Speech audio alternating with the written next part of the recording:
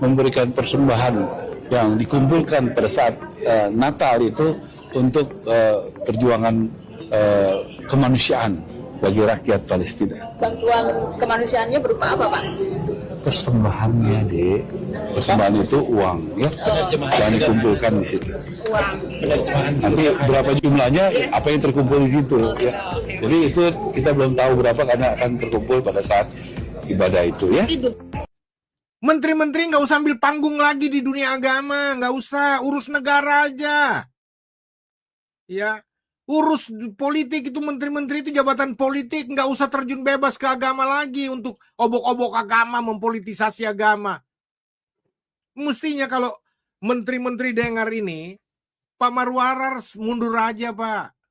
Nggak usah jadi ketua panitia. Ya, kalau Anda bilang kalau saya mundur, saya tarik uang saya 10 miliar itu. Silakan, Pak, ambil. Ya. Bukan begitu dong. Kita sedih gitu loh. Ya, untuk Bapak Marwar Sirait dan pemerintah pusat, ya, kita tahu, saya tahu kalau untuk kemanusiaan, bantuan kepada Palestina itu adalah agenda negara, ya, sudah menjadi diplomasi lah perjanjian. Pak, ya, Pak Presiden, pemerintah pusat, Pak Marwar Sirait, saya tahu akan ada Natal dan dengan seperti Pak Marwar bilang, persembahan itu akan dikirimkan kepada bantuan kemanusiaan kepada Palestina. Oke, it's okay. Saya tidak bermasalahkan itu. Pak Presiden, Pak Marwar Sirait, ya, kenapa persembahan itu tidak diutamakan dulu untuk saudara-saudara kita di Papua? Coba lihat video, ya, yang sudah potongan video yang akan saya posting, ya. Hancur hati saya, Pak, ya. Mereka di Papua sana sangat membutuhkan beras, membutuhkan makanan. Untuk mencari beras aja, mereka harus cari singkong, harus cari pisang, ditukar demi mendapatkan beras, minyak goreng, Indomie. Kenapa tidak didahulukan di dalam? Ya, dahulukan dulu bangsa Indonesia, rakyat Indonesia. Kalau mau menyumbang silahkan, tapi tolong perhatikan juga rakyat kita. Saudara-saudara, adik-adik kita di Papua seperti apa? Ya, sorry, ya, anak sekolah, ya. Sampai sekarang di Papua masih banyak yang ngeket, Bapak, mau sekolah. Hah? Mau makan, mau beras. Butuh cari pisang, cari singkong. Hati kalian di mana? Hah? Dahulukan dulu di dalam, baru kalian bantu di luar. Saya tidak protes kalian mau bantu Palestina atau siapapun.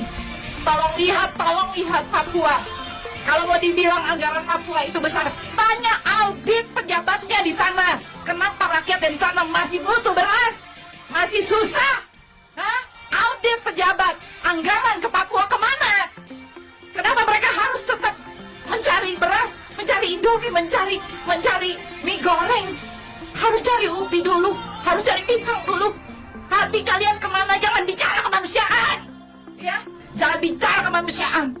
Papua butuh bantuan kalian. Apa kayak apa tangan? Baru mau tukar apa itu? Berdiri dengan minyak goreng, ya. Sama lagi Bapak bawa makanan lagi. Sama Bapak, terima kasih, ya. Mau ambil sayur di mana? Panas-panas. Tukar apa ya? Mau tukar apa? Beras dengan super mie. Mama tunggu, ya. Terima kasih, ya.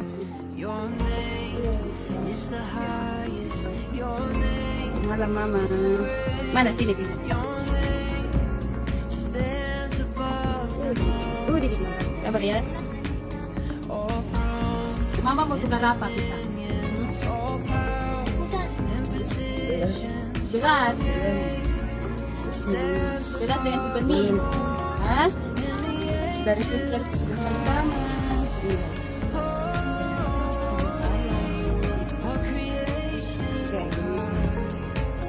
Terima kasih, ya. Kau dari mana? Kau sudah makan? Betul. Kau terakhir makan kapan? Kemarin Om tanya kamu udah makan? Belum? Kemarin tidak makan juga? Hari ini? Tidak makan juga hari ini? Bentar, kau ambil dulu, ya. Kau tunggu sini.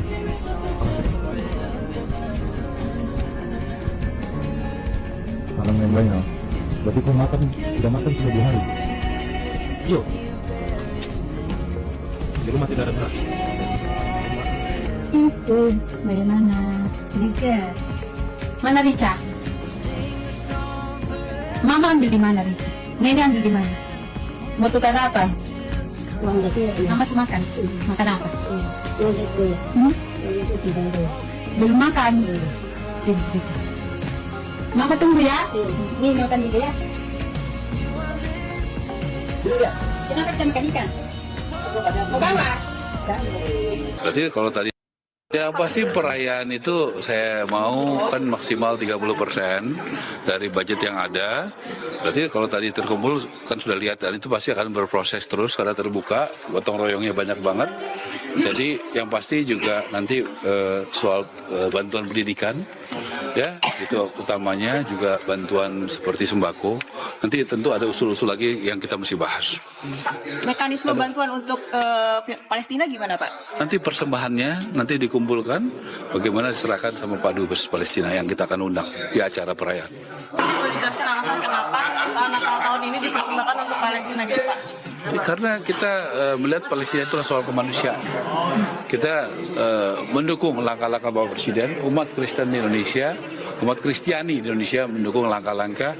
Beliau begitu gigih memperjuangkan itu dan kita juga ingin memberikan persembahan yang dikumpulkan pada saat Natal itu untuk perjuangan kemanusiaan bagi rakyat Palestina. Bantuan kemanusiaannya berupa apa Pak?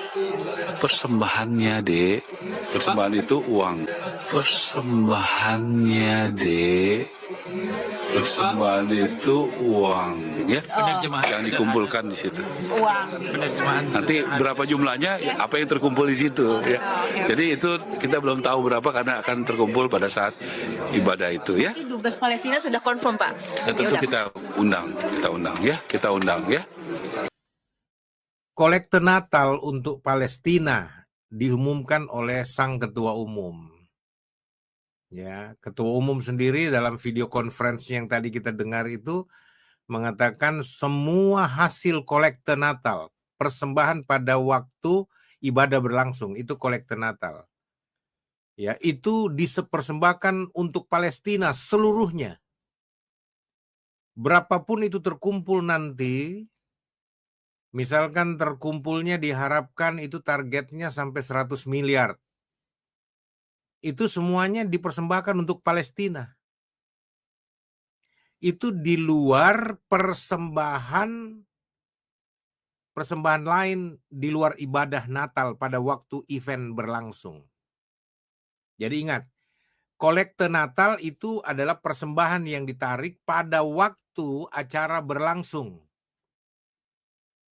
Ingat dulu ya, terutama bagi saudara yang barangkali bukan Kristen jadi nggak ngerti. Jadi yang namanya kolekte Natal atau persembahan ibadah Natal, perayaan Natal waktu itu tentu kolekte itu dipungut setelah di dalam ibadah. Mesti ingat ini dulu. Jadi persembahan itu diedarkan, dipungut sebagai bagian dari ibadah Natal. Sebenarnya perayaan-perayaan Natal nasional itu dibagi 2 sesi. Jadi ada sesi ibadah dan ada sesi perayaan. Nah, untuk kolekte itu ditarik pada waktu ibadah berlangsung karena itu bagian ritual ibadah Kristen. Mesti diingat itu, saudara-saudara. Ya, jadi kolekte itu kita persembahkan dana itu, umat Kristen persembahkan dana itu untuk Tuhan dalam ibadah Natal. Nah, tentu kalau kita mau uraikan, persembahan untuk Tuhan ini, itu peruntukannya terutama bagi para imam, kalau kita bicara konteks Alkitab. Hamba-hamba Tuhan yang melayani di desa-desa, dan juga untuk yatim piatu di kalangan umat Tuhan, para janda di kalangan umat Tuhan, dan juga orang-orang yang mengalami pengasingan keluarga mereka harus juga diberikan santunan. Dan semestinya ibadah Natal ini kolektanya itu harus dikelola dengan benar oleh siapa? Bukan oleh tokoh politik. Nah, itu sebabnya saya bertanya gitu loh. Kalau kolekte Natal, biarlah itu untuk kebutuhan internal kekristenan. Karena banyak yang dibutuhkan. Umat Tuhan banyak yang membutuhkan dana yang cukup besar dengan banyak entitas penerima kebutuhan yang membutuhkan maksudnya. Nah, pertanyaannya, kalau kolekte Natal untuk Palestina, kenapa tidak untuk Papua? Kenapa tidak untuk NTT? Kenapa tidak untuk Maluku? Kenapa tidak untuk Minahasa? Kenapa tidak untuk Dayak? Yang istilahnya konon kabarnya nih, bukan konon kabarnya, survei membuktikan. Misalkan contoh, daerah Papua, NTT, Maluku itu daerah yang boleh dikata termiskin di Indonesia dan Asia. Dunia lah kita bicara. Terutama di Papua, saudara-saudara kita itu sangat membutuhkan bantuan dana segar. Bukan dana politik otsus yang diputar sana-sini, tapi nggak nyampe-nyampe kepada masyarakat awam, OAP. Ya. Kita berbicara momentumnya. Perayaan Natal ini ibadahnya menarik kolekte, lalu itu diserahkan untuk tubuh Kristus. Kan persembahannya untuk Tuhan. Siapa yang menerima? Ya, tubuh Tuhan, yaitu jemaat. Ya. Tubuh Kristus yang harus menerima itu, yaitu jemaat. Nah, jemaat itu yaitu orang-orang Kristen. Bukan orang Islam Palestina. Kalau kita mau bicara Palestina, ya, itu perjuangan politik yang diributkan oleh dunia Islam supaya diberikan haknya untuk merdeka dan sebagainya. Kita juga dukung untuk kemerdekaan Palestina. Ya, artinya tidak boleh ada bangsa mengkolonialisasi bangsa lain. Nggak boleh lagi ada penjajahan di muka bumi, harus dihapuskan. Sesuai dengan pembukaan Undang-Undang Dasar 1945, toh. Kita dukung, makanya baik di dalam Indonesia tidak boleh ada penjajahan, maupun di negara-negara manapun di seluruh dunia tidak boleh ada penjajahan. Kalau itu kita dukung, dan itu sudah agenda politik dunia. Sudah dibicarakan di PBB, dan juga Indonesia menyatakan dukungannya atas kemerdekaan Palestina. Lalu orang bilang begini, tapi itu kan bicara kemanusiaan Pak Joshua. Menurut Pak Ketua Umum Panitia Natal 2025, itu kan atas nama kemanusiaan. Oh, begitu ya. Jadi hanya orang Palestina yang manusia. Orang Papua, Maluku, NTT bukan manusia. Sehingga nilai-nilai kemanusiaannya nggak usah diperjuangkan.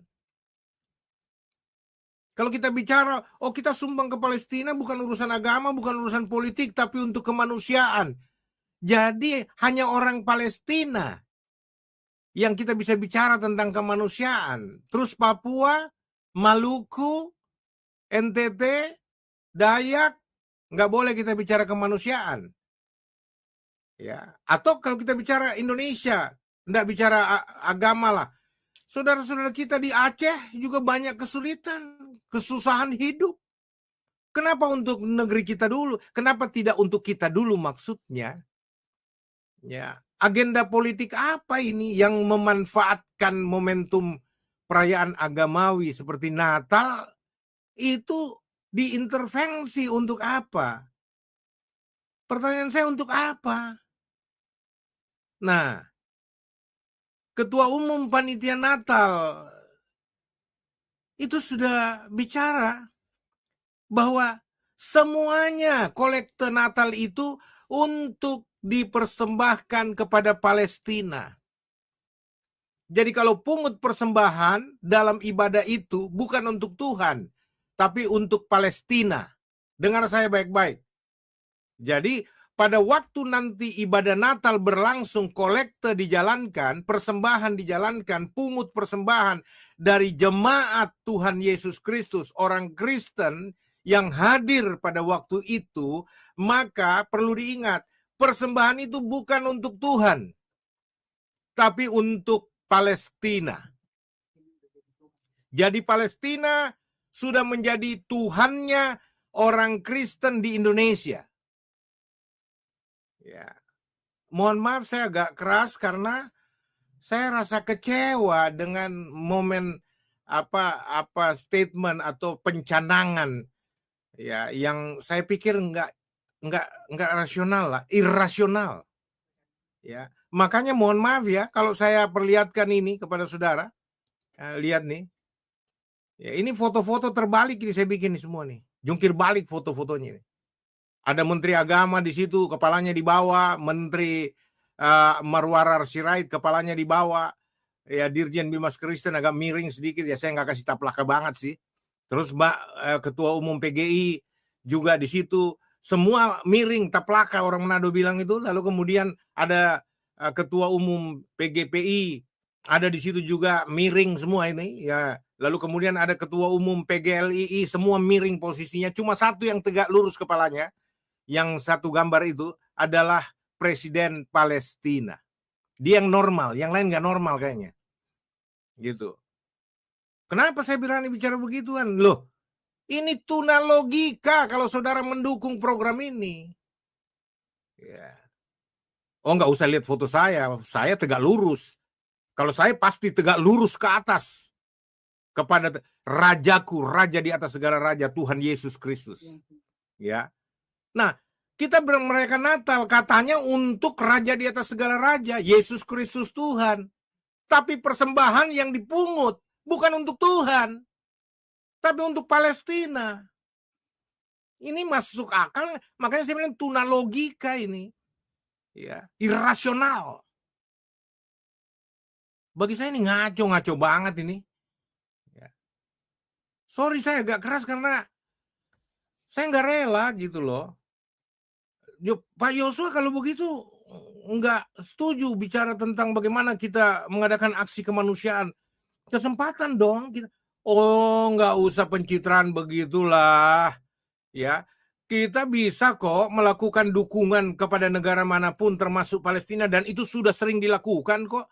Indonesia melakukan itu program negara. Ya. Itu sudah diberikan sumbangan bertubi-tubi ke sana. Bukan lagi baru sekali, berkali-kali bertubi-tubi. Dan berbagai pihak juga melakukan sumbangsi untuk itu. Ya. Palestina itu urusan politik, biar negara yang urus. Bukan gereja. Ya. Bukan memakai momentum ini. Kita mau merayakan Natal nasional, agendanya mestinya supaya inilah momentum menyuruhkan persatuan bagi umat Kristen yang banyak terpecah belah karena aliran, karena doktrin, karena teologi, karena ya kalau kita bilang polarisasi aliran di dalam kekristenan kan banyak. Makanya ada 7 aras gereja Kristen, 7 aras gereja. Kalau dibilang 8 itu karena masuk KWI dari Katolik. Itu 8 aras gereja. Ya, sebenarnya kenapa saya bilang 7? Karena saya bicara konteksnya hanya kekristenan, nggak masuk Katolik. Karena Katolik agama sendiri gitu loh. Saya nggak urusin agama orang. Ya, jadi kalau kita bicara kekristenan karena ada satu dirjen di atasnya, Direktorat Jenderal Bimas Kristen, yang kemudian mengayomi 7 aras gereja nasional ini. Kekristenan ini, ya. Nah, saudara-saudara, 7 aras gereja nasional ini, saudara-saudara, kalau kita lihat ya, ketua ada PGI, Persekutuan Gereja-Gereja di Indonesia, ada PGLII, Persekutuan Gereja-Gereja dan Lembaga-Lembaga Injili Indonesia, ada PGPI, Persekutuan Gereja-Gereja Pantekosta di Indonesia, ada PBI, Persekutuan Baptis Indonesia, ada Bala Keselamatan, ada Advent, ya itu Sinode Advent kan, Persekutuan Gereja-Gereja Advent gitu. Lalu ada GUI, Gereja Ortodoks Indonesia. Ya, itu 7, saudara-saudara. Kalau Katolik cuma 1 arasnya, KWI, karena Katolik tidak terbagi-bagi, tidak terpecah-pecah dalam pengertian tidak berdenom-denom gitu, karena memang mereka satu ajaran sedunia, satu pusat kepemimpinan sedunia di Vatikan. Ya, kalau kekristenan kan tidak seperti itu, memang terpolarisasi gitu loh. Ada aliran Pantekosta, ada aliran Protestan, ada aliran Adventis, ada banyak aliran-aliran, termasuk gereja Ortodoks karena tidak diterima di Katolik bersama dengan Katolik. Katolik tidak merasa sama dengan gereja Ortodoks, bahkan tidak satu sejarah dengan Ortodoks, ya. Dan memang pertentangannya, permusuhannya, skisma besarnya berlanjut sampai sekarang dan di seluruh dunia. Jadi tidak ada istilahnya gereja Katolik dan Ortodoks bisa bersatu di dunia, nggak ada. Makanya gereja Ortodoks supaya bisa eksis juga di Indonesia, mereka tidak bisa masuk di bawah Bimas Katolik, ya, tidak bisa masuk di bawah Direktorat Jenderal Bimas Katolik, lalu larinya ke Direktorat Jenderal Bimas Kristen yang murah hati menerima Ortodoks. Walaupun Ortodoks kadangkala terus menghina kekristenan yang ada, tetapi secara kelembagaan itu diterima. Ya, saudara-saudara yang kekasih. Jadi ini contoh 7. Nah, saya kembali kepada soal gini. Nah, ketujuh aras gereja Kristen dan Direktorat Jenderal Bimas Kristen fungsinya apa? Nah, itu sebentar saya bahas buat saudara. Tapi yang saya mau bicarakan dulu ini soal makna Natal, saudara ngerti nggak sih? Ketua Umum, Anda ngerti nggak makna Natal sih, Marwarar Sirait? Ya, aduh, jangan jadi menteri botol dong. Ya, saya jujur sampai sekarang tidak cabut perkataan saya tentang Menteri Agama yang intoleran, yang menggagas. Saya yakin betul yang menggagas untuk acara ini dikolaborasi dengan agenda politik dan persembahan ke Palestina adalah Menteri Agama. Ya. Dan kemudian itu diyakinkan oleh orang-orang yang ada di sekitar, orang-orang ya saya nggak mau sebutkan namanya satu persatu, tetapi kemudian itu menjadi kesepakatan. Oh, itu bagus juga ya, kolaborasi katanya. Jadi oikumenisasi sekarang itu sudah berubah, tidak lagi oikumenisasi antara gereja-gereja Kristen yang terpolarisasi dengan 7 aras gereja nasional ini, tapi sudah gabung nih, ada Islam, Buddha, Hindu, aliran kepercayaan, Katolik, semua ada di dalam perayaan Natal ini. Wah, kalau dilihat kelihatannya sementara ini, wah, luar biasa dong ya. Wah, ini hebat ini. Wah. Ya, tetapi saya mau katakan ini kental, ya, diduga sangat kental, syarat dengan kepentingan politik.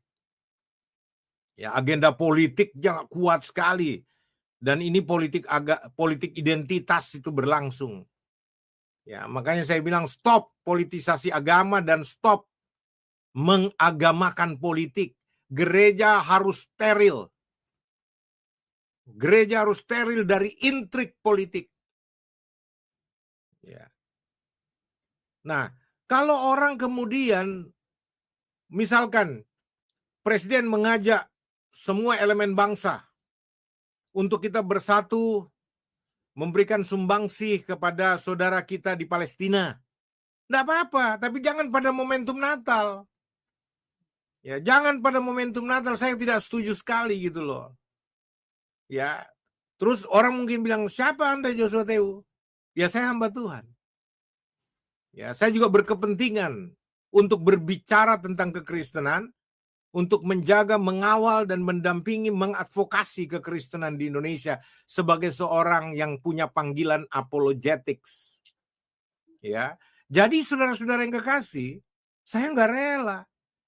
Ya, karena apa? Orang bilang begini, tapi ini kan bicara soal kemanusiaan Pak Yosua. Tadi sudah saya bahas.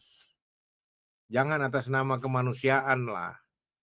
Ya, emang Palestina aja yang manusia. Papua, Maluku, NTT bukan manusia. Sehingga nggak usah bicara kemanusiaan kalau bicara untuk orang Papua. Kalau bicara untuk orang NTT, bicara untuk orang Maluku, bicara untuk orang Minahasa, bicara untuk orang Dayak. Nggak perlu bicara kemanusiaan kalau untuk mereka. Apa begitu? Jangan dong. Masa cuma bicara Palestina, kita wajib berbicara soal kemanusiaan di Palestina. Palestina itu bukan bangsa kita. Ya, Palestina itu orang lain, tanda kutip. Ya, kalau mau bicara, tapi dia beragama mayoritas di kita ini. Loh, itu Aceh. Saudara kita itu Aceh. Banyak saudara-saudara kita di pelosok Jawa, Jawa Barat, Jawa Timur. Itu miskin papa, luar biasa miskinnya. Nggak usah di Jawa lah, di Jakarta, di pesisir Jakarta saja ini banyak sekali orang miskin yang perlu ditolong. Bagaimana sih? Saya mau katakan kepada kita semua, jangan dimanipulasi. Kalau di luar perayaan Natal ini, di luar ibadah Natal, kita mau galang persembahan untuk Palestina atas nama rakyat Indonesia yang notabene rakyatnya multi religi, multi budaya, agama, suku, ras, dan antar golongan. Ya nggak bagus. Bagus dong. Ya, jangan pakai perayaan Natal ini jadi momentum untuk menggalang dana atas nama kemanusiaan padahal agenda politik di belakangnya. Wah, ini licik sekali kalau begini nih. Licik betul. Jadi, saudara-saudara, kemudian saya mau ajak saudara melihat ya, soal perayaan Natal itu secara spesifik saya mau katakan kepada saudara. Kita merayakan kehadiran Sang Juru Selamat di tengah umat manusia untuk menyelamatkan mereka dari kemiskinan, dari penderitaan karena dosa, dari belenggu setan, iblis, dan roh-roh jahat. Tujuan penyelamatan dan penebusan untuk membebaskan manusia dari dosa yang berdampak maut, dan juga untuk menyelamatkan umat manusia supaya kembali kepada Sang Pencipta melalui Yesus Kristus Tuhan, dan supaya juga penebusan penyelamatan itu berdampak pada kemerdekaan spiritual, kemerdekaan jiwani, kemerdekaan badani, ya, raga. Artinya kemerdekaan dari kemiskinan, kemerdekaan dari sakit penyakit, kemerdekaan dari belenggu perhambaan, perbudakan. Itu makna Natal. Ya. Nah, sekarang kita mau berbicara makna Natal itu, tetapi kemudian ada kepentingan politik di dalamnya. Apalagi ini berbicara sesuatu yang bagi saya benar-benar jungkir balik ini. Saya nggak tahu bagaimana sih bisa begini, padahal nanti saya pertanyakan, 7 aras gereja ini ketua-ketuanya ngapain? Apa nggak pakai akal sehat sih dalam merumuskan ini? Acara ini? Nah, saudara-saudara, satu hal lagi yang saya ingin katakan kepada saudara pada kesempatan ini, supaya saudara juga paham, saudara tahu ya, bahwa saya protes berat yang namanya menteri jadi ketua umum panitia Natal. Oh, tapi sebelum itu, salam damai sejahtera bagi kita semua, berjumpa kembali dengan saya di channel ini. Terima kasih bagi teman-teman yang senantiasa setia mendukung dan memberi support dalam perkembangan channel ini. Kiranya saudara dan saya sehat-sehat selalu.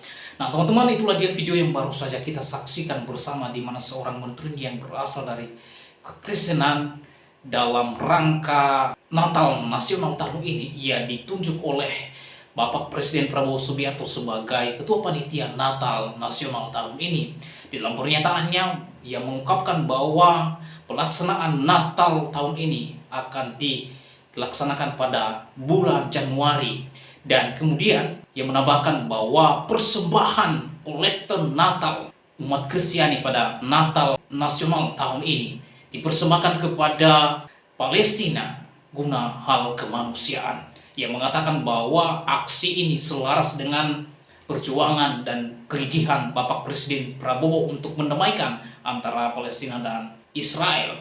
Jadi kolektor Natal atau persembahan Natal dipersembahkan kepada Palestina, dan pada saatnya akan diundang dubes dari Palestina untuk menyerahkan persembahan Natal tahun ini. Nah teman-teman, terkait dengan hal ini, di tengah-tengah masyarakat sangat kontroversial, di mana momen Natal ini yang sangat sakral bagi kekristenan dijadikan sebagai ajang untuk mencari donasi untuk dikirim kepada Palestina. Jadi ada banyak pendapat dan sanggahan dari para kekristenan bahwa hal ini tidak setuju.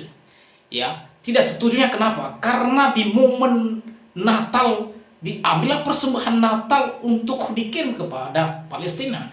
Sementara yang sangat urgensi yang perlu diperhatikan bahwa ini adalah momen Natal, dan persembahan Natal artinya ketika umat memberikan persembahan kepada Tuhan, itu momen ucapan syukur mereka kepada Allah yang disembah. Jadi bagi saya ini satu pernyataan dan juga isu yang tidak benar di dalam menarik persembahan dan dikirim kepada Palestina. Kenapa diambil pada momen Natal? Bukankah selain Natal kita boleh saling bergandengan tangan mendukung untuk kemanusiaan di sana? Sekali lagi saya tidak setuju dengan apa yang disampaikan oleh menteri ini.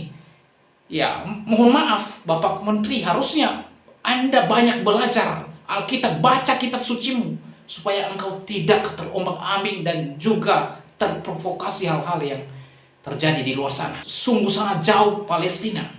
Yang paling dekat adalah Indonesia, rakyat Indonesia, Papua, berbagai suku yang di pinggiran. Jadi tidak perlu ke Palestina. Sekali lagi, persembahan umat itu diberikan kepada Tuhan, dan yang mengelola itu bukan menteri. Harusnya diberikan kepada umat Kristiani yang mengelola itu, bukan menteri yang menentukan bahwa ini nanti dikasih untuk ke Palestina.